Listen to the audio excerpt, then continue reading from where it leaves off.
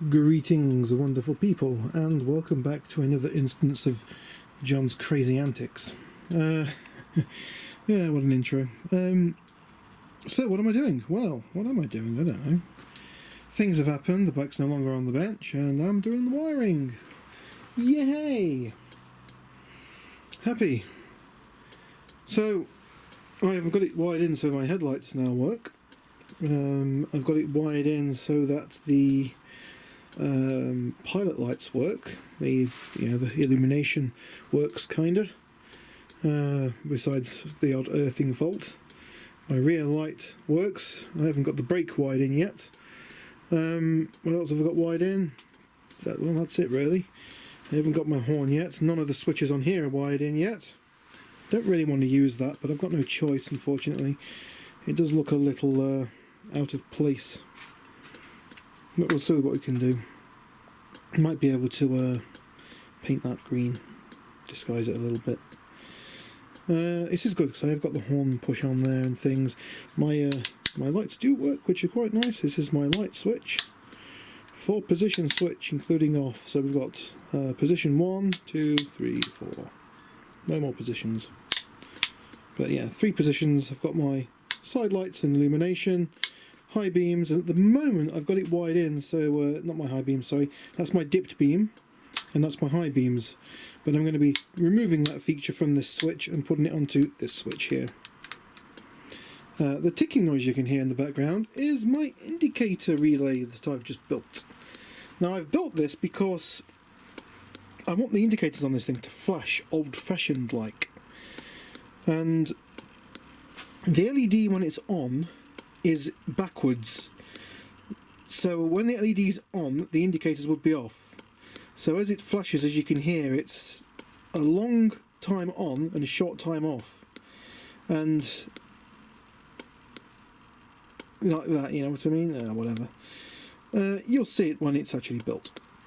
For now, I'm just building a little circuit up. I've had to do a lot of jiggery-pokery in this thing. As you can see, I've got it running off the another battery.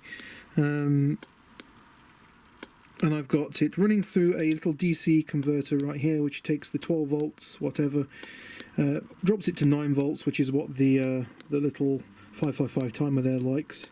I did try it on 12 volts, and I burnt the timer chip out on my other one, so I had to wait for one of these to come through the post and make another one. Sucks. And because it's surface mounted, it was easier just to replace the whole board than to bother getting the heat gun out. Besides, I haven't got any surface mounted timer chips, so that'll do the job. This is a nice little circuit, and what this does is a 555 timer just wants to go on and off at the same speed, and all you can do is really turn the speed up and down. But this little circuit here uses 2 resistors, and you've got a bank of different frequencies you can choose from. And what that does is it makes it so you can add a delay to one of the peaks or the troughs, the on or the offs of the timer. So what I've done here is I've got it set so that the on time is on longer than the off time, which is why it's ticking at a different rate. The only reason being for this is because it looks old-fashioned. When you see lights that flash on and off at the same speed, it's very modern. When you look at a very old car that used to use the old filament style, you know, the heat strip style indicator relays, I've got one somewhere.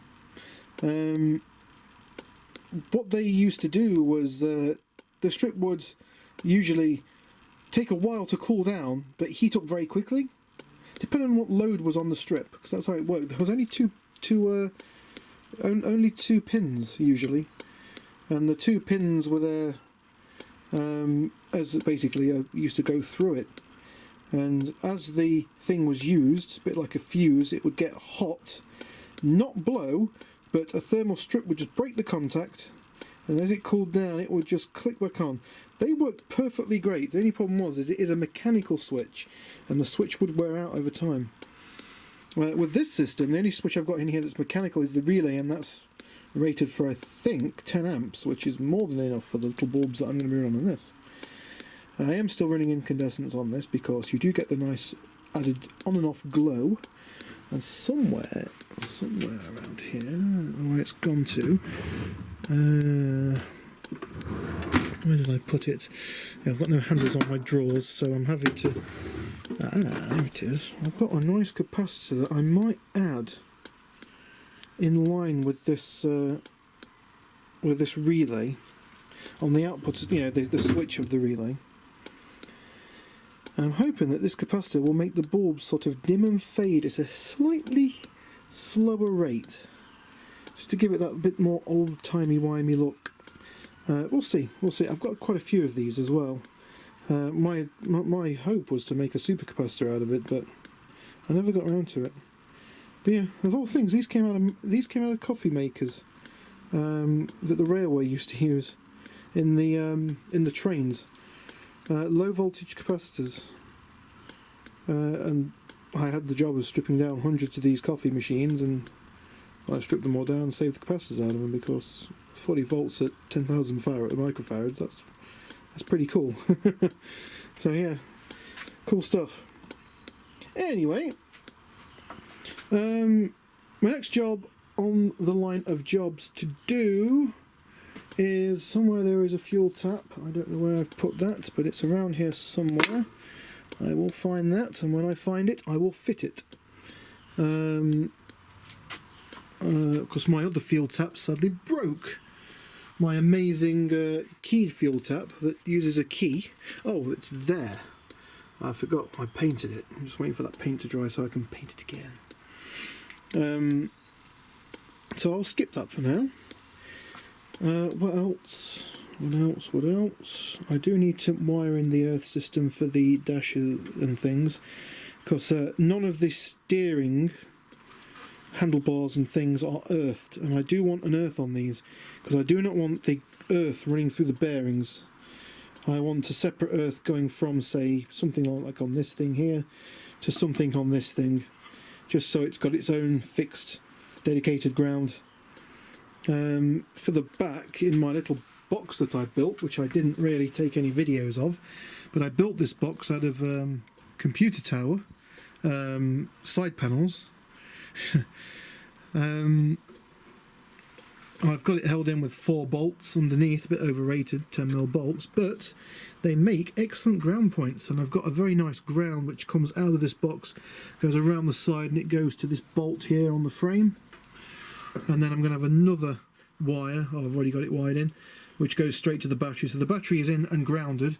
I have got the relay, because obviously the autism is running strong here, I have done silly things and added a power relay to it, which is a bit overrated, but it doesn't get hot when it's running, which is nice. You can leave it on constantly and it doesn't get hot at all. And it can switch about 80 amps, it's pretty nuts. From a Mercedes, there's the part number on it of it if ever you wanted to use such a device. A nice big thick powerful relay that never gets warm.